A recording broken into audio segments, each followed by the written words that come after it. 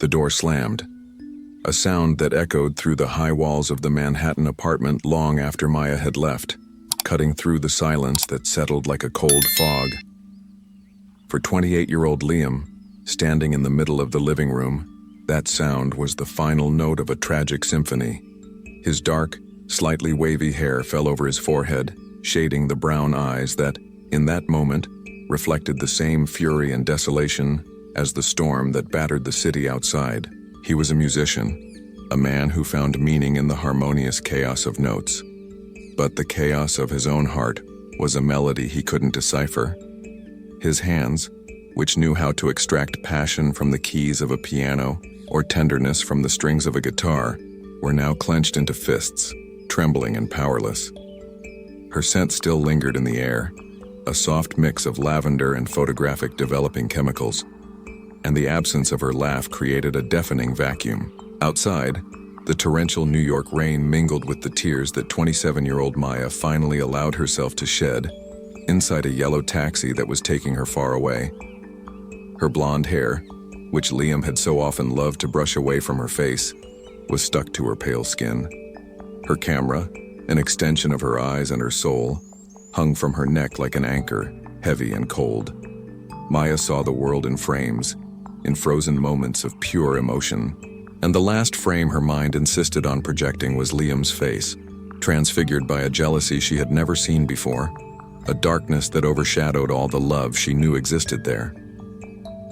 The fight had started for a reason that, on any other day, would have been trivial. A new photography project, a shoot with a model that Liam, blinded by insecurity, interpreted as a betrayal of their intimacy. "You expose yourself to the world, but you hide from me," he had shouted. The accusation wasn't just a knife, it was a poison that struck at Maya's essence, invalidating her art, her passion, her very identity. Their love had always been like this, an imperfect masterpiece, painted with the most vibrant colors of passion and the darkest shadows of pain. There were sunny days when they would walk through Central Park, and Maya's laugh was the only song that mattered to Liam. There were nights when he would play for her until dawn, and her admiring gaze was the only audience he desired. New York was the stage, the witness, and at times, the accomplice to their romance. The city, with its imposing beauty and its crushing loneliness, mirrored the soul of their relationship.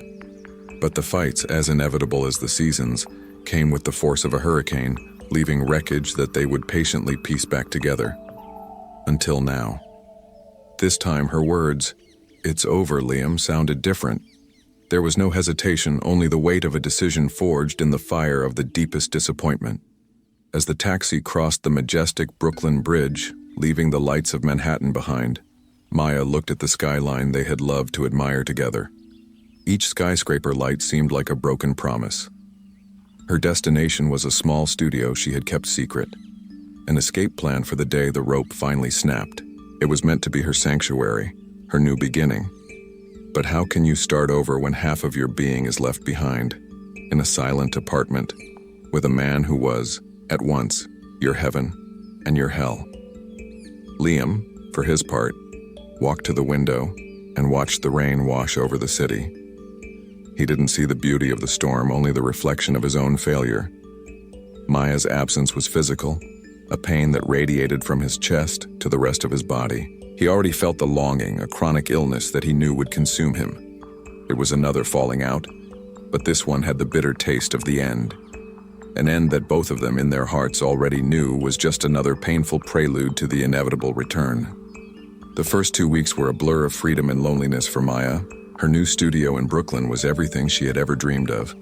Exposed brick walls, a huge window that flooded the space with the city's gray light, and the smell of old wood and strong coffee. It was a sanctuary, a blank canvas for her new life. She dove into her work, spending hours in the darkroom watching images come to life on paper. But Liam's voice haunted her. Every photograph she analyzed, she heard him criticizing the light, the framing, the emotion. His words, "You expose yourself to the world, but you hide from me," had infiltrated her passion like a slow poison. She tried to capture the pulsating life of Brooklyn, but her lenses seemed to attract only melancholy. A man alone on a park bench, a single flower growing in a crack in the sidewalk. The freedom she had so desperately sought had the bitter taste of isolation. Every night, she fought a silent battle with her own thumb, which hovered over Liam's contact on her phone. Pride, for now, was winning the war. In Manhattan, silence was Liam's new enemy. The apartment, once a haven of love and creativity, now felt like a mausoleum. Every object was a ghost. The ceramic mug with a small sunflower that she used every morning remained by the sink. A single strand of blonde hair forgotten on his pillow was a silent torture. He tried to compose, sitting at the piano for hours on end, but the music wouldn't come. His hands, which once danced over the keys, now felt heavy, clumsy. The melodies that emerged were fragmented, sad, lacking the soul that Maya, with her mere presence, seemed to infuse into every note. He realized with painful clarity that she wasn't just his muse. She was the harmony, the structure that gave meaning to his chaotic composition of a life. The initial anger gave way to a corrosive regret. He replayed the fight in his mind, recognizing the cruelty in his words, the venom of his jealousy. But the simple word sorry seemed too small, ridiculous in the face of the magnitude of the wound he had opened. Pride kept him paralyzed, a prisoner in his own fortress of solitude. The breaking point came on a rainy Tuesday, the day they would have been together for 3 years. Liam was looking for a book when from inside it, a small object fell, an instant photograph. It was a Polaroid Maya had taken of them on the ferry to Staten Island 2 years earlier. In it, they were hugging, laughing, with the Statue of Liberty in the background and the wind messing up their hair. The joy captured in that image was so pure, so visceral, that it hit him like a punch to the gut, stealing his breath. At that exact moment, miles away across the river, Maya was unpacking her last box. Inside, wrapped in an old sweater, was the twin of that Polaroid, the one she had kept. Her fingers traced the outline of Liam's smiling face. The memory of that day, the smell of the sea, the sound of his laugh, the feeling of safety in his arms, invaded her with overwhelming force. Holding the identical photographs, in their separate worlds, the same truth struck them. The distance between Manhattan and Brooklyn was insignificant compared to the abyss they felt in their souls. The longing was no longer a wave. It was a tsunami about to break. A story like this tugs at your heartstrings, doesn't it? If you're feeling the power of this love and want to know how the story continues, take a short break. Like this video, subscribe to the channel, and hit the notification bell. That way you won't miss a single detail of Liam and Maya's journey. And now let's get back to the story. The discovery of the photograph was the first crack in the dam of pride they had both built. For Liam, the image of that shared smile was a catalyst. He sat at the piano, and for the first time in weeks his fingers didn't hesitate. A melody began to flow, a melancholic and complex piece that seemed to perfectly translate the pain of absence and the sweetness of memory. It wasn't a happy song, but it was honest. It was a song about Maya. He picked up his phone and recorded the melody in its rawest, most imperfect form. Listening to the recording, he understood that music was the only language he had left to ask for forgiveness, to show her the part of his soul that only existed because of her. The thought that she might never hear that melody terrified him more than loneliness itself. Meanwhile, in Brooklyn, Maya's pragmatic and loyal friend Sarah decided that enough was enough with the isolation. "You can't bury yourself alive in this studio, May. It's Friday. Let's go have a drink, get some fresh air." Maya resisted, but her friend's insistence won. In a cozy bar with low light and soft music, she found herself trying to socialize. An interesting man approached her, an architect with a kind smile and intelligent conversation. He was attentive, funny, and for a moment Maya allowed herself to laugh at one of his jokes.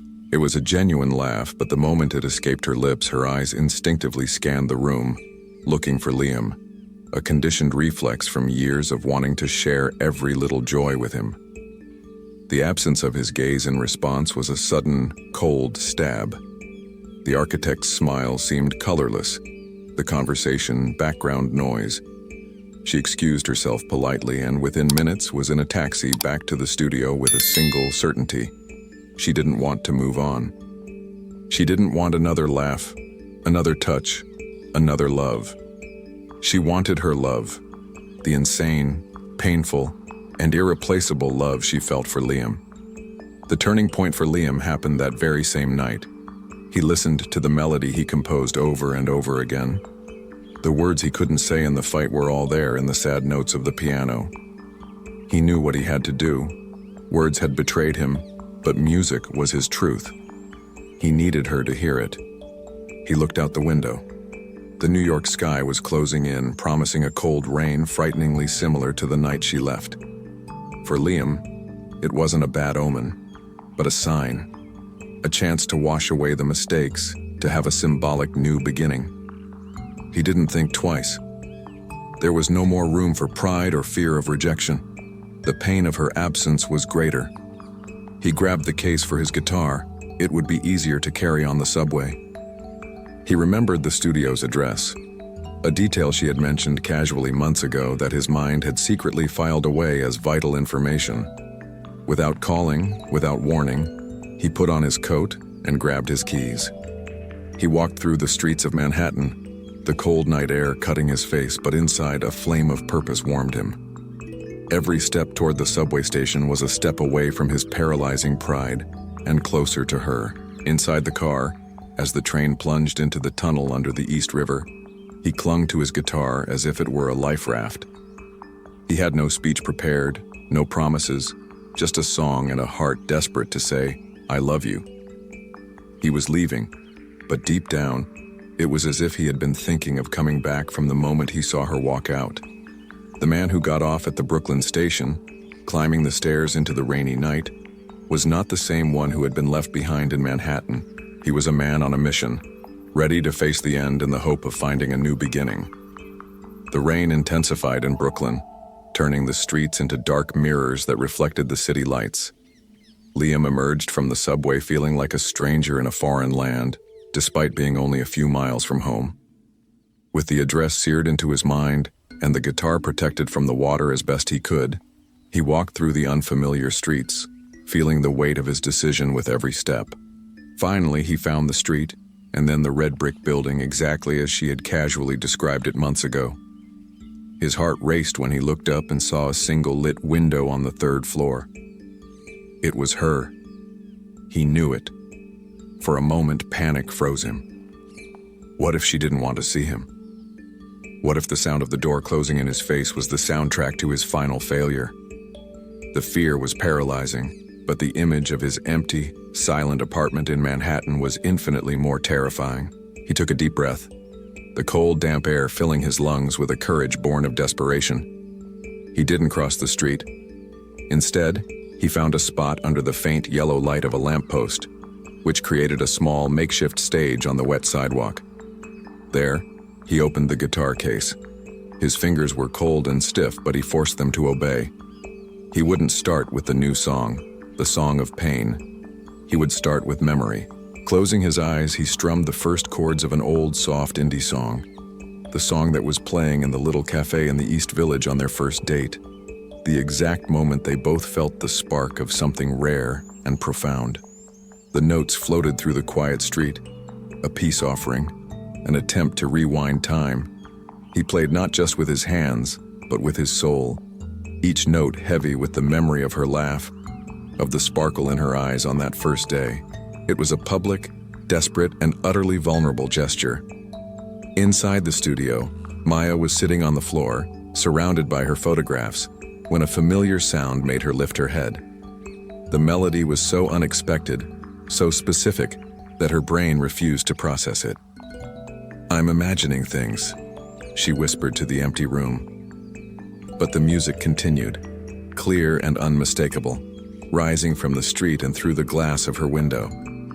With her heart hammering against her ribs, she stood up and walked slowly to the window, as if approaching a ghost. She pushed aside the blind and looked down, and then she saw him. The drenched silhouette of Liam, standing in the rain, clutching his guitar, playing their song. A violent battle began inside her, the anger from the fight, the pain of his betrayal of her trust, the firm promise she had made to herself. Everything screamed at her to walk away, to close the curtain and leave him in the rain. But her heart, that stubborn, disloyal muscle, was beating to a rhythm of hope. She didn't see the man who had hurt her. She saw the boy who had spent 2 weeks learning that very song years ago just to surprise her. She saw the vulnerability in his slumped shoulders, the devotion in such a grand and ridiculous gesture. When the last note of the song dissolved into the air, he lifted his face. His eyes met her window, and through the distance and the rain she saw everything. There was no anger, no pride, just a silent plea, a complete surrender. And that was enough. The war inside her was over, and there was only one victor. Without thinking to grab a coat or even her studio keys, she ran. She flew down the 3 flights of stairs, her heart ahead of her feet. She pushed open the heavy front door of the building, and the cold of the night hit her.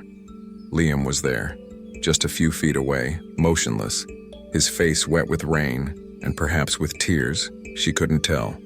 The world around them disappeared. There was only the 2 of them, on the deserted street, with an ocean of unspoken words hanging in the silence between them. The silence on the rainy street was thick, heavy with the weight of all the past fights and reconciliations. It was Maya who broke it, her voice barely a whisper against the sound of the rain. "You came." Liam took a step forward, closing some of the distance between them. Water dripped from his hair onto his face, but he didn't seem to notice. "The song. It says I always come back to you," he answered, his voice hoarse. "But the truth, Maya, is that I'm tired of coming back. This time I came to stay." His eyes pleaded with her to believe him. He confessed his fear, his insecurity, admitting that the jealousy that pushed her away was just the panic of a man terrified of losing the one thing that gave his life meaning. "I wrote a new song," he said. "It's about the silence, about how my life becomes meaningless noise when you're not in it. I was a fool, blinded by my own fear." Maya listened to every word, seeing the naked truth in his eyes. The wall she had built around her heart began to crumble brick by brick. She took a step, meeting him halfway. Her hand touched his chest, feeling his racing heart beneath his wet shirt. "I'm tired too, Liam," she admitted, her voice choked with emotion. "Tired of packing my bags, tired of waiting for the phone to ring, tired of us becoming this sad, repeated story." She paused, gathering all her courage for the truth that would change everything. The pain this time, it was different. Because it wasn't just for me. Liam looked at her confused. Slowly, Maya took his hand and guided it to her belly, pressing it gently against the fabric of her shirt. Her eyes filled with tears, but a small smile bloomed on her lips. "I'm not the only one who needs you to stay. We do. Liam, I'm pregnant." Liam's world stopped spinning. The rain, the street, the cold, everything disappeared. The word pregnant echoed in his mind, rearranging his entire universe in an instant. He looked from her face to his hand on her stomach and back to her eyes. The fight, the jealousy, the weeks of agony, it all seemed so small, so insignificant in the face of this revelation. A wave of pure emotion, fear, joy, reverence, hit him with a force he had never felt before.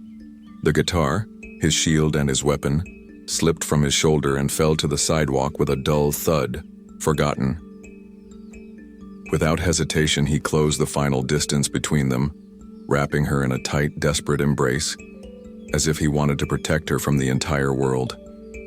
He buried his face in her wet hair, inhaling the scent that was his home. "A new beginning," he whispered against her skin, his voice thick. This time is the beginning of everything. For the 3 of us." She led him inside, into the warmth and safety of her studio. Away from the rain, under the soft light of a lamp, he looked at her, at the new life she carried, and he understood. All the returns, all the comings and goings, had led them here. It wasn't a cycle. It was a spiral, always moving them closer to this moment. Later, he picked up the guitar and sitting beside her on the sofa, with her hand over his on her belly, he played the new song. The melody that was born from loneliness was no longer a lament. It was a promise. A lullaby for the future they would build together, note by note, day by day. The insane love wasn't over. It had just finally found its most perfect and true harmony. If Liam and Maya's story touched your heart, don't go just yet. Help our channel grow and bring you more moving stories like this one. Leave a like, so I know you enjoyed it, and subscribe so you don't miss any new videos. Oh, and don't forget to turn on the notification bell. I'd love to know where you're watching from. Comment below with the name of your city. Want another story right now? Click on one of the videos appearing on the screen and get ready to be moved again.